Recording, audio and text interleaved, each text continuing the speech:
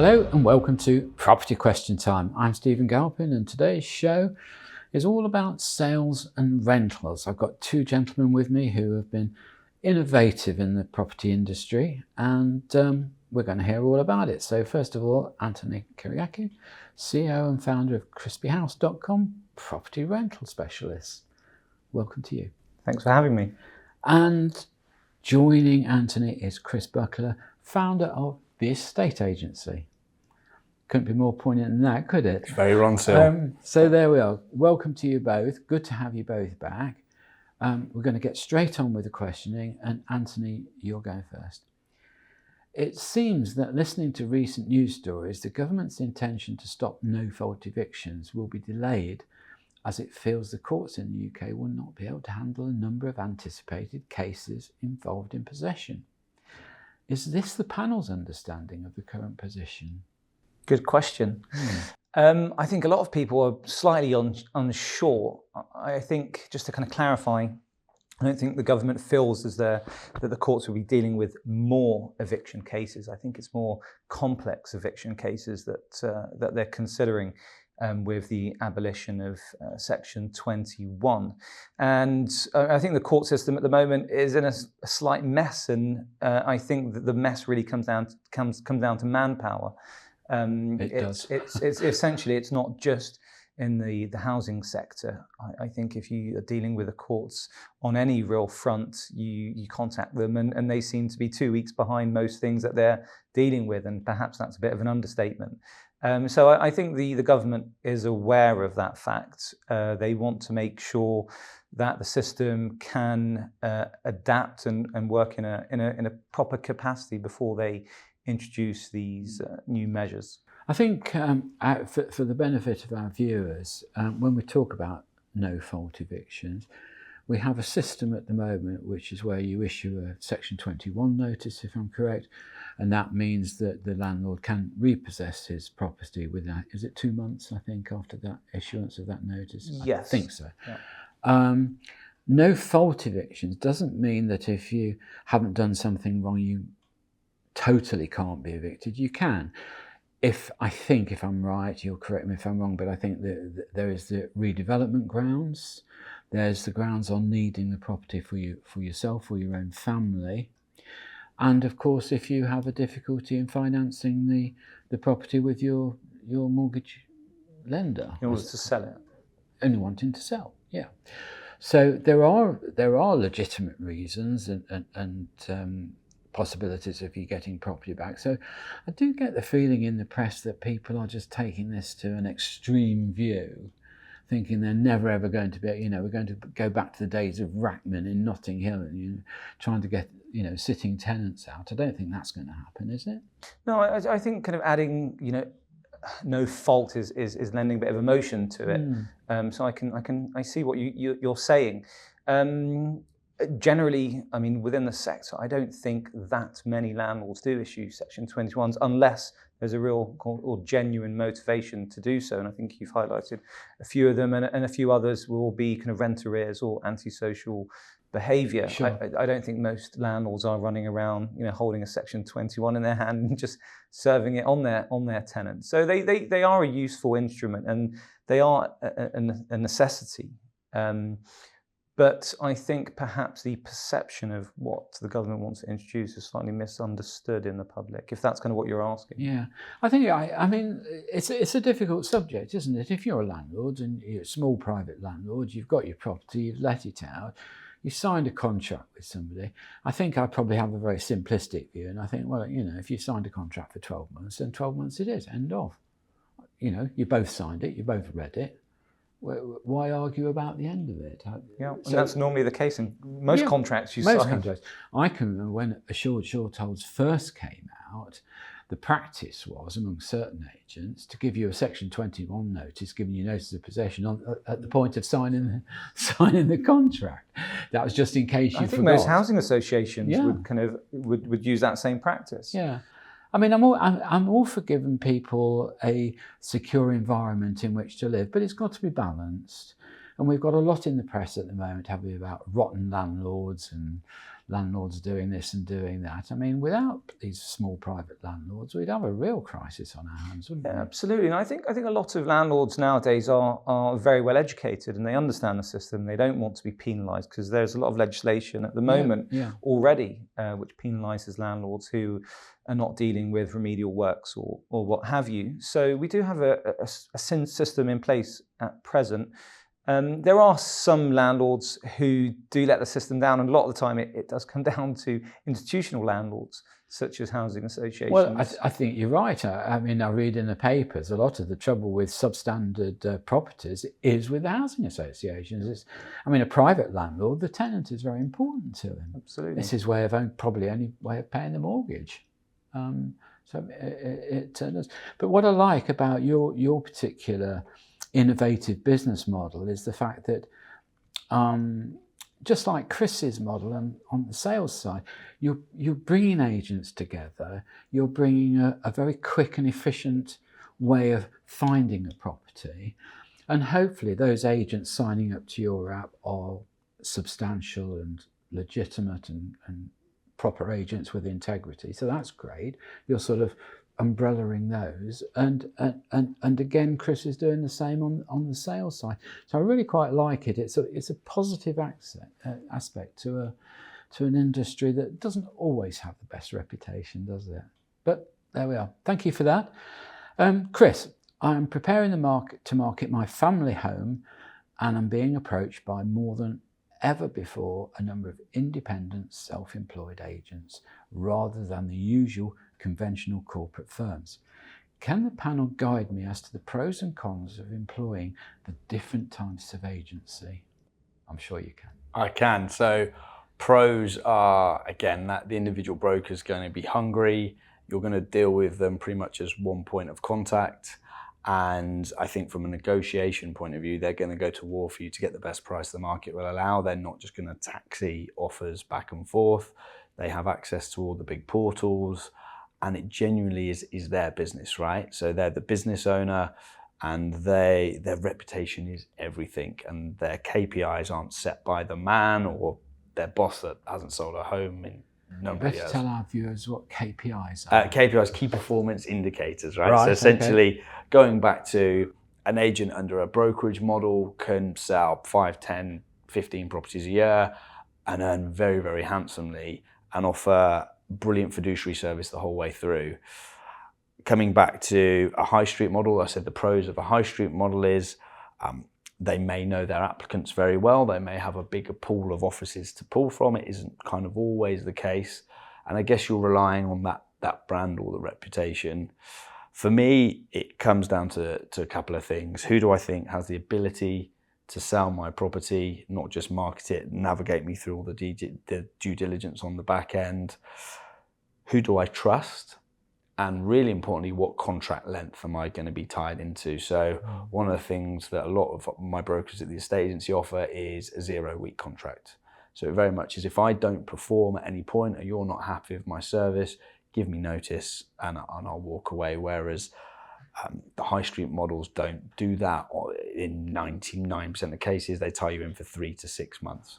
Yeah, I mean, I'm thinking back some years now to a particular firm in London that had quite a sort of serious contract, and it was quite punitive if you signed it. And I know when it went to court, the judge said, look, just because you have a contract doesn't necessarily mean you're going to get paid, because I will want to see what exactly you've done under that contract. And I think that's a very important stipulation that got cleared up some years ago. So we don't seem to have those kind of problems anymore.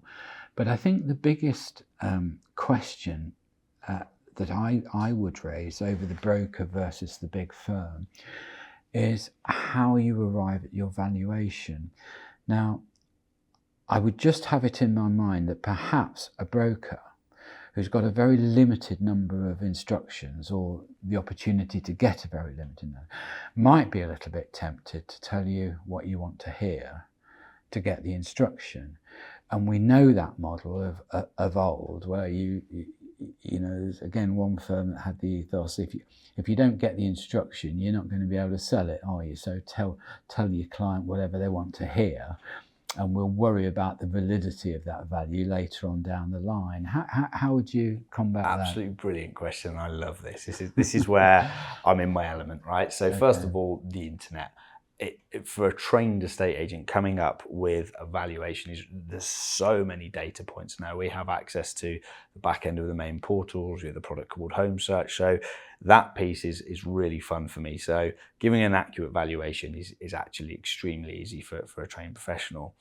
The key difference is, for me, if I'm a self-employed broker and I'm coming out to Sir Anthony's property and I inflate the asking price to win the listing, two things are going to happen. One, I'm going to be spending my money on photos, videos, pay-per-click, all the stuff that we offer as self-employed brokers at a wrong price point.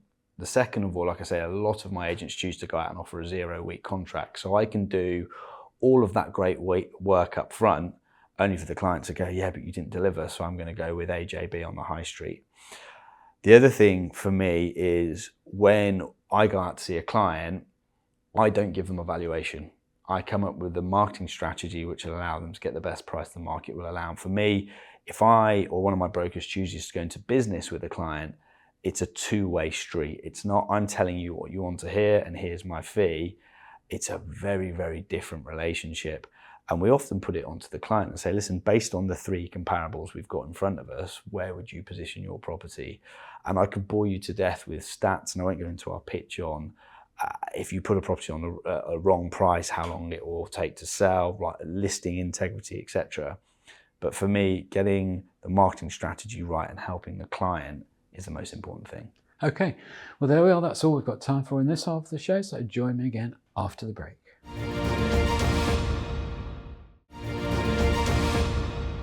Hello and welcome back to part 2 of Property Question Time. I'm Stephen Galpin and I'm joined by Anthony Kyriacou and Chris Buckler. Welcome back, both of you. Anthony, rental caps seem to have, in the event, failed in most countries who have trialled it. It seems that Labour are hinting at introducing it here if in fact they're elected next time. What are the panel's views on this? Well, I think it would be counterproductive if they were to try and introduce rental caps. I think you've kind of answered the question to a certain extent. They've been trialled and introduced in other parts of the UK and in other countries, and I think they've failed massively. A system, a market generally needs to kind of regulate itself to a certain extent, and kind of prices fluctuate depending on supply and demand. That's essentially the most important kind of factors for any kind of market. If they were to introduce them, well, I don't think that they will want to do it, essentially. I don't think they'd have the time initially to do it. I know that they've been discussing the possibility of introducing these measures from, if Labour do come into power very, very soon. But I think the reality is once they'll come in and they have a bit more consultation on it, that they'll see that it's something that I don't think the market will receive very, very well. And you've got some fantastic examples. I think in Scotland it was introduced and it was a huge failure in other countries. So if we step back and look at the examples where rent controls were introduced, then I think it's a clear indicator they don't work. I think the main issue is supply. I think that's kind of where we really need to focus our attention on, is increasing supply and Okay, well, I'm going to take 2 minutes of your time on this because, I look out the window there's a block, 70 stories. So I buy a 1-bedroom on the 60th floor and I buy one on the 70th floor. One's 600,000, one's 700,000. So how do you cap my rent on that? How do you do it? So you're going to have a different rent cap for each different apartment on each different floor, because that's the way it works. Now, where it could work to some degree, you'll probably both remember in London, we used to have a developer who specialised in, shall we say, first-time homes. Be a terrible job if you had a bit of a drink on the way home when you got home to your little estate. You'd struggle to know which one was yours because they all looked the same. They were all square. They were all the same size. But they were affordable and they were easily purchased by young couples, which is great. Since then, we've got very very prissy about architecture and making things different and all the rest of it, but it's had a huge cost effect. So on something like those people bought, where you have a standard format for a building, which perhaps could be taken up by housing associations, yes, you could cap a rent for a particular style in a particular development. But past that, I mean, it's just a no-go, isn't it? I think if you try to introduce rent caps, then you're incentivizing kind of the bulk of the market, private landlords who are purchasing these assets essentially to have as an asset. And you're driving down the quality, aren't you? And you're driving down the quality, and you're driving down availability, essentially. So I think it could be one of those measures that the government thinks is sensible, but normally backfires massively. And I think they know that to be the case. For me, it seems like one of these measures that is geared to the election, essentially, and that doesn't make much sense. You mean opinion. They're looking for sound bites? Perhaps. I think you're right. I think, I mean, I couldn't believe it when they said on the Leasehold Reform Act that they were trying to bring in, the minister said, oh, well, actually, we've forgotten to introduce the main point of the legislation, which is no more leasehold houses where there's no need to be leasehold. And he said, oh, well, we forgot to include that because we were legislating at pace. Well, that's just sooner they didn't bother, really. I mean, we've got so much nonsense going on because of an election, I think. But I think your point is absolutely right. They're just looking for headlines, aren't they? Yeah, essentially. Yeah, okay. All right, Chris, do the panel think that fees for house and apartment sales should be the subject of a regulation? Fees seem to vary across the country between 0.75% and 3%. Surely a stabilisation or regulation of fees would be of benefit to all. And I think what they mean there is that, you know, you do hear a lot of agents crying about the fact that they've been forced into a very competitive situation. They've had to drop their fees to 0.75. Otherwise, they wouldn't have got the instruction. I actually tend to think the other way. I think sometimes if you put your fees up, you're considered a better agent. But what do you think? I think in the absence of value, fee comes into play. And it's really easy for agents to say, oh, well, we've had to drop our fees. I remember once dropping my trousers on a fee because I didn't want a purple bricks board on the same road that my office was on. But actually, was that the right thing to do? No. Should I have learned how to pitch my value proposition, actually increase my value proposition a lot more? Then yes. Do I think fees need to go up in the UK? Now, yes, I do. Now, a lot of people watching this will be going, no, of course they don't. Estate agents are awful. But I genuinely believe a great agent should impact the sale price of around 3, 4, sometimes 5%. So the fee is covered. And I always say to clients, hey, listen, I'll never bring you a round figure on the final offer. I'll always get your solicitors included, and I'll push to what I feel is just before the win-lose, a win-win. So no, I don't think fees should be, set, but I do think agents need to find creative ways of increasing their value proposition and their fee. So I'll give an example. I do buying agency on behalf of sports and entertainment clients, and I absolutely love it. And I charge them a fee for that, like they do in the US. And you get to take them on a journey of buying buy-to-lets and all that really good stuff. But let's say we were to go with someone that's selling a property for £500,000 or what have you, by offering a buying service on top of that and saying, well, listen, my fee's normally 1.5%, but I'm 2.5%. But what I'll do is I'll help you negotiate with your onward, and I'll oversee the process and the due diligence, and I'll advise you on things that come out with the solicitors, etc. For me, that's really valuable. And if I'm a busy city slicker, I don't really understand what's happening. The last time I bought a house, it was awful. Last time I sold, it was awful. To have one professional take me throughout the whole journey, they're going to sell my property, they're going to negotiate on my onward, and they're going to steer me clear of any issues. Well, that's definitely worth 2.5%. But Chris, isn't it a different service? I mean, years ago, I used to work in Spain, and I used to work for one of the big banks there selling their developments. And I mean, the commissions there were around about 20% at that time. Now, that might sound extortionate, but actually when you're dealing with somebody who's moving to a different country, I can just tell you through bitter experience, you're not just selling them a property. You know, you're running their life for 6 months while they come, they settle, they get used to the differences of the country and all sorts of things. So actually, by the end of the day, you've earned your money.